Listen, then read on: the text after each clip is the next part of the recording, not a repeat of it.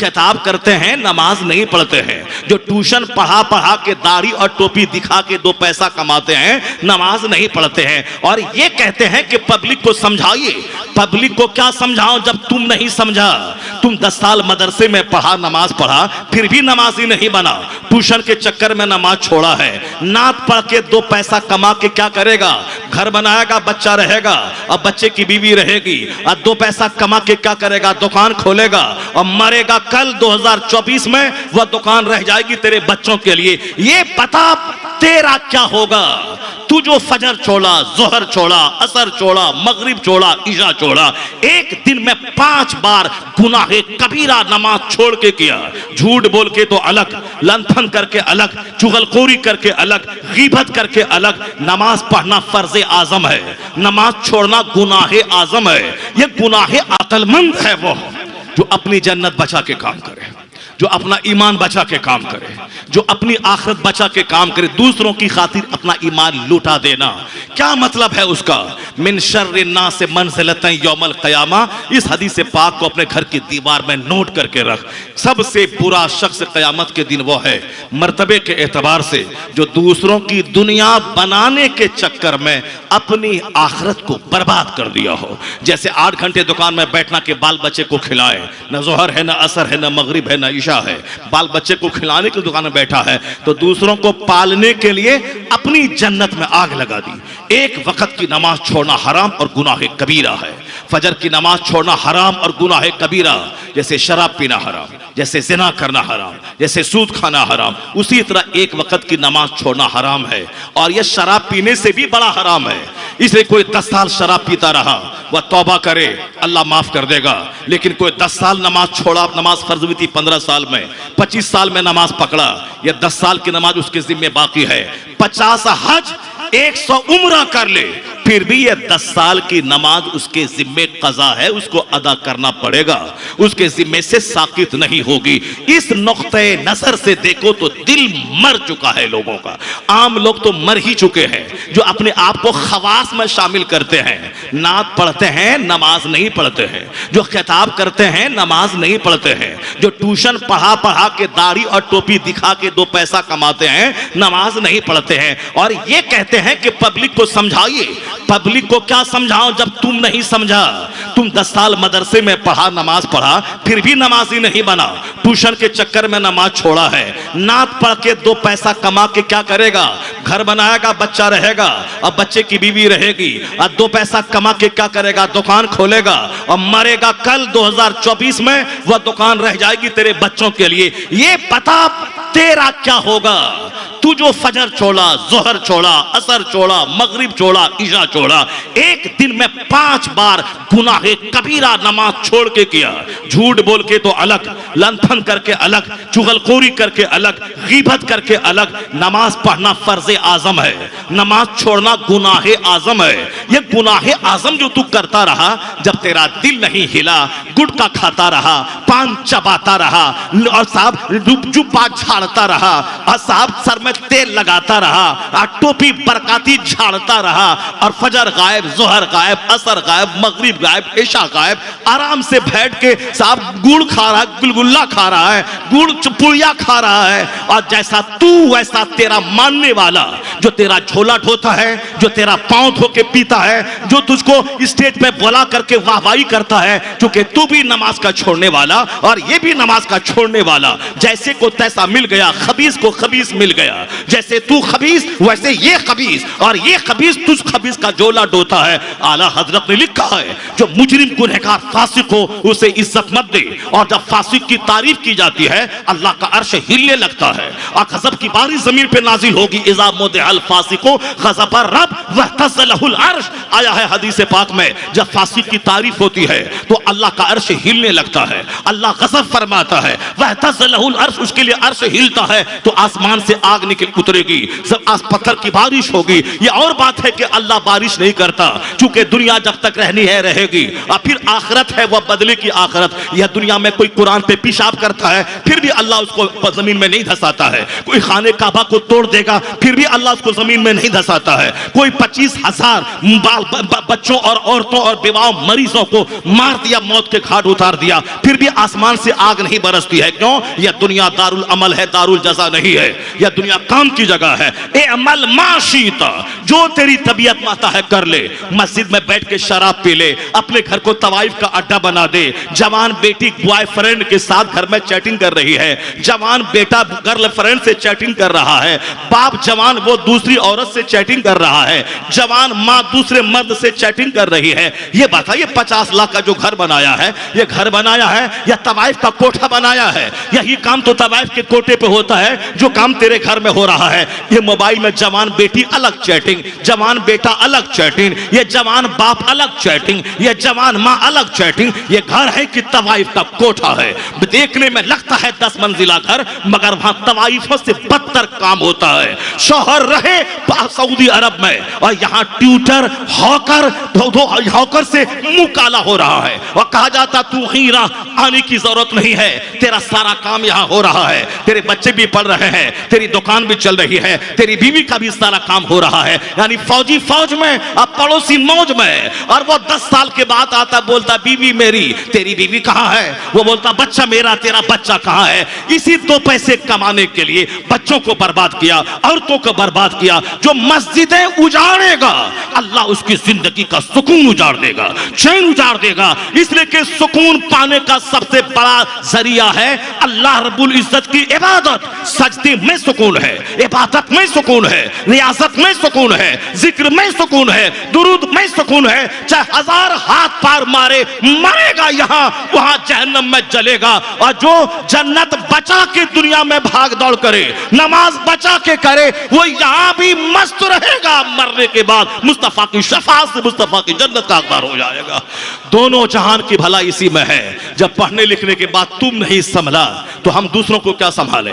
जब 20 साल मदरसे में रहने के बाद तुम नमाजी नहीं बना तो हम इनको क्या नमाजी बनाए? इनके बारे में क्या बोले? जब तेरा दिल मुर्दा हो चुका है, तुझे नमाज में दिल नहीं लगता और 2 पैसे कमाने के लिए दाढ़ी रखता है। दाढ़ी रखना उतना बड़ा फर्ज नहीं है जितना बड़ा फर्ज फजर जोहर असर पढ़ना है। यह फर्ज आसम है। दाढ़ी कोई मूंड ले, यह उतना बड़ा गुनाह नहीं है जितना बड़ा गुनाह नमाज फजर जोहर असर छोड़ना है। ये चूंकि फर्ज आजम है और इसका छोड़ना गुनाह आजम है। ये फर्ज है। कयामत के दिन सबसे पहला सवाल नमाज का होगा। कयामत के दिन सबसे पहला सवाल नमाज का होगा। तिरमिज़ी शरीफ में आया है कि इन्ना अव्वल मा युहासबु बिहिल अब्द यौमल क़यामति सलात। कयामत के दिन सबसे पहला सवाल नमाज का होगा। 11वीं का सवाल नहीं होगा, 12वीं के जुलूस का सवाल नहीं होगा, गौसे पाक के बकरे का सवाल नहीं होगा, ये साहब ये 6ठी और 11वीं की फातिहा का सवाल नहीं होगा। 11वीं अच्छा काम है मगर फर्ज नहीं है। जुलूस मोहम्मदी अच्छा काम है मगर फर्ज नहीं है। यह 6ठी शरीफ अच्छा काम है, फर्ज नहीं है। हर जुमरात को फातिहा अच्छा काम है, फर्ज नहीं है। जैसे तिलावत करना, 1000 बार दरूद पढ़ना, यह फर्ज नहीं है मगर अज्र मिलेगा चूंकि वह नफल है।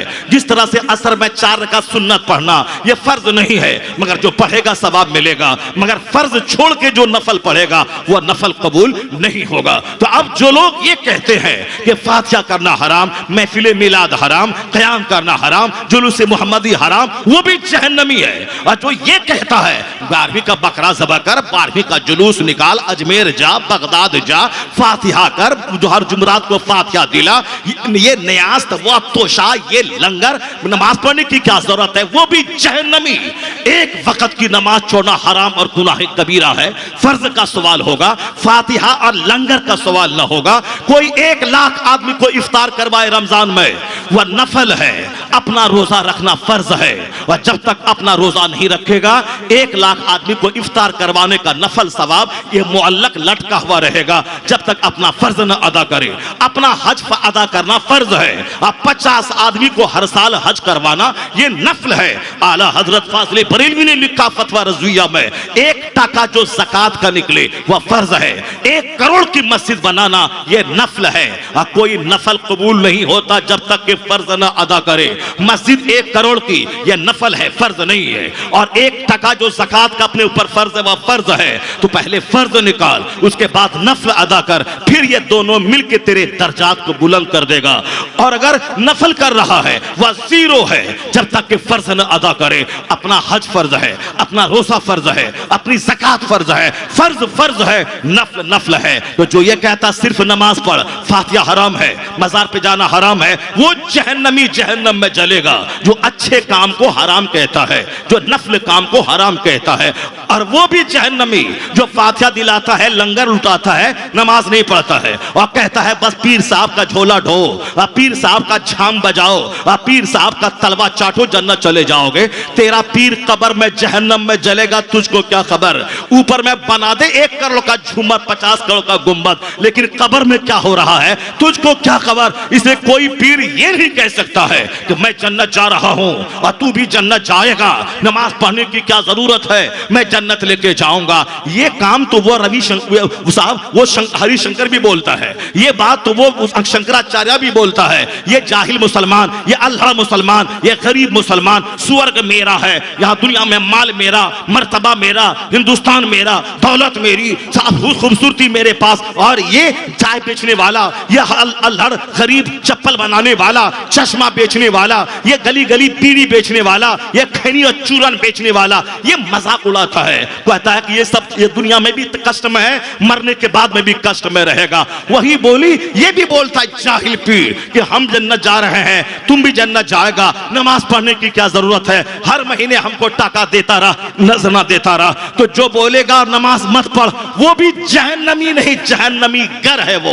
और जो कहता है फातिहा हराम, वो भी जहन्नमी है। तो बीच का रास्ता है, उसी का नाम है मसलके एतदाल, मसलके आला हजरत, के नमाज भी होगी, नियाज भी होगी, नमाज भी होगी, जुलूस भी निकलेगा, नमाज भी होगी, 11वीं का बकरा भी ज़बह होगा, नफल भी अदा होगा, फर्ज भी अदा होगा। यही सीधा रास्ता जन्नतुल फिरदौस लेके चला जाएगा। यही है मसलके आला हजरत, यही है मसलके एतदाल, यही है बुजुर्गान दीन का मसलक, यही है गौसो ख्वाजा का मसलक, यही इमाम आजम का मसलक, यही है हसन करीमैन का मसलक। नमाज छोड़ के कोई नफल बेवजन है, नमाज के साथ नवाफिल का दर्जा बुलंद है। या दोनों मिलकर तुझे मार्फत के करीब कर देगा, या दोनों मिलकर तेरे दर्जात बुलंद कर देगा। हम सुन्नियों से शिकायत यही है, यह नफल को फर्ज का दर्जा दिए हुआ है और फर्ज को साइड सब्सिडरी का दर्जा दिए हुआ है। इसको कोई भी कहीं भी देख सकता है, इसके अलावा कोई बात में दम नहीं है। चाहे वह बोले कि हम ये पढ़ते हैं तो ये हो जाता है, हम ये वजीफा पढ़ते हैं तो ऐसा हो जाता है।